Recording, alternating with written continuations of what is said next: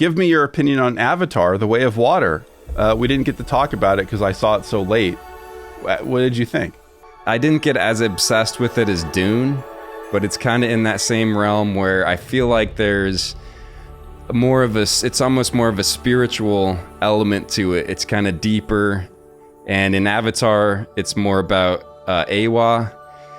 It's almost like some sort of religion parallels this, but that, you're just a part of the earth and you are connected to it. It's very natural, and you die and you go back to it. And it's just that native culture that they have. Na'vi. The Na'vi it awakens something in people like me, I think, who are like not religious necessarily, but spiritual and seeking something. I think Dune had it better, Dune Part 1 at least. But Avatar, when you're in the IMAX 3D and you're in Pandora, it does kind of open something up in my head. I mean, partially I don't really like, I think it was the visuals are kind of too fast and too clean or something, especially in the first one.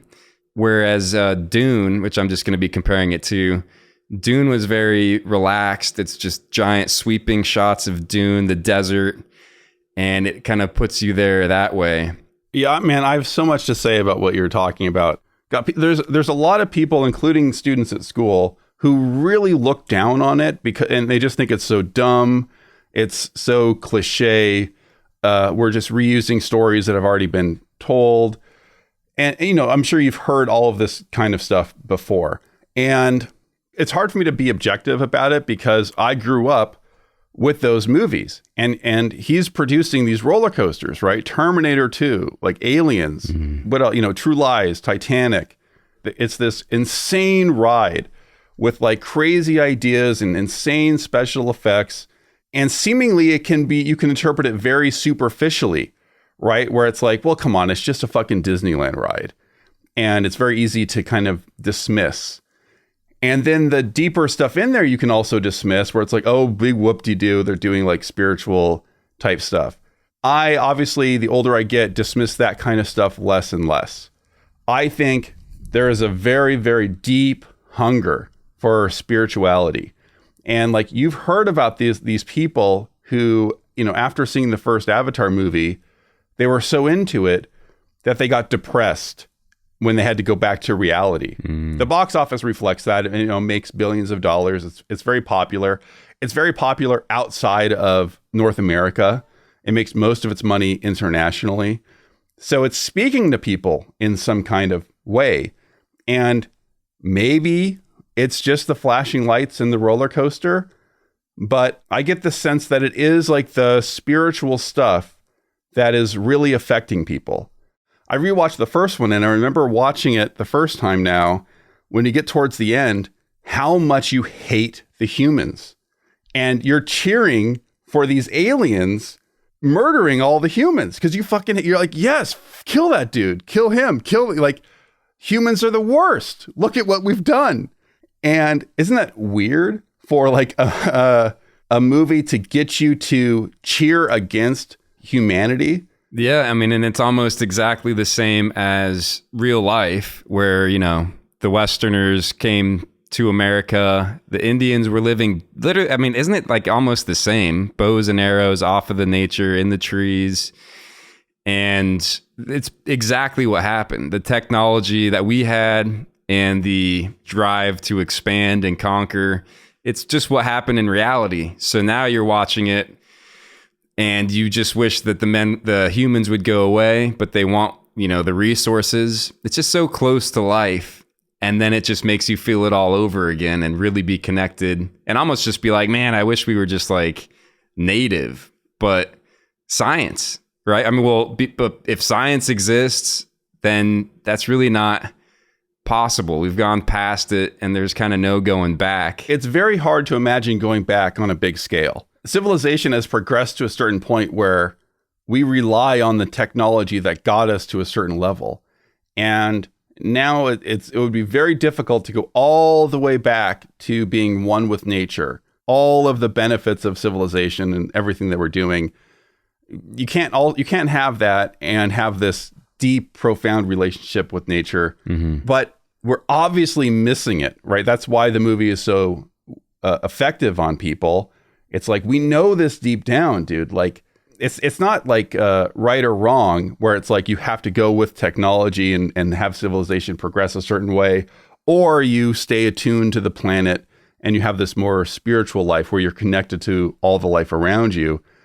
It's not that one is right or wrong, but we've gone down a path so far that we can feel what we're missing, or the movie shows people what the other way could have been, right? And it's doing it very emotionally, right? And it's taking you on a roller coaster that makes you feel that way, where you're like, shit, you're kind of nostalgic for it. Well, maybe it's even more engaging because Jake Sully, he kind of got to go back. He was basically the soldier in the modern world. He experienced it, and then he got to revert. I think everyone watching it is like, fuck, man, I want to be an avatar. I would definitely stick in my blue body and try and go through AWOL and just do that permanently. I would. You get to see it in a very pure form with the movie, right? The movie gets to exaggerate and just show you kind of an ultimate version of it. It's affecting people very emotionally, and that's what's getting the message across. Like, it's speaking more to your heart than your brain, right? And so you can call it dumb all day long, and the dialogue's dumb and this is dumb and the plot point of the unobtainium, that's dumb, blah blah blah blah blah. You're going over kind of superficial stuff when that's not what it's concerned about. It's trying to move you in a direction, and maybe it is very simple, right? Maybe it's like, don't forget about nature. And in this new one, the most emotional part is the whale, right? Like, that really affects people, and you see it. You see them harvesting the brain goo and all that stuff, and it's like, it's horrific in a way. It's like gruesome. But you know what's crazy? That whale stuff was Moby Dick, right? And that was also exactly true to life, because they would harpoon whales for their blubber, and they would use that to burn oil. And Futurama did an episode on this, speaking of, to get a small amount of ambergris, which is some substance in a whale that is very coveted. So it's like they had a little Moby Dick thing where when the whale was gone rogue. It was straight. When I was watching, I was like, Jesus, because I've read Moby Dick, and I was like, we're getting Moby Dicked right here. And speaking of the whale, you're gonna love this. In the movie theater when I was watching it, when I forgot his name, but Jake Sully's son starts talking to the whale, there's a good section over here that is laughing. And they're having the emotional, like, hey, man, whatever they were talking about, it wasn't funny. It was like the big reveal. And they were cracking up because somehow he could understand the whale type of thing. And I was like looking over like, oh, man, they're not in it at all. I mean, I see that all over the place, right? Like, I like or movies that are like earnest, or I don't know how to say that, where like, obviously a lot of people will read it as it's very cheesy. Like, it's too straightforward. There's not enough irony or subtlety or whatever. And so they start laughing at it or just making fun of it. But I feel like that sucks, because then you're missing it. And I know I've done that in the past, where you kind of dismiss something because of a superficial thing that it's hard to look past, but there is something there. And I like the simpler, the better in a lot of scenarios for me, for movies. Like, that's why I probably still listen to Carl Pilkington, because just give me the most straightforward, bland, simple version. And I don't mind that. I think I can absorb that better than when you get all intricate and complicated and stuff.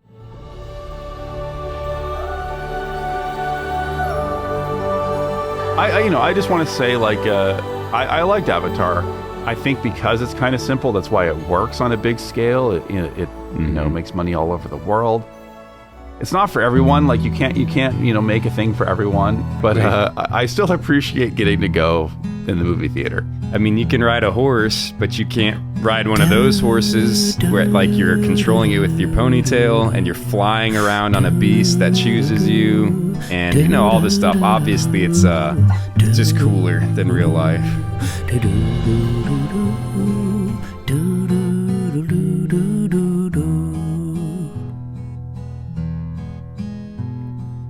Dune.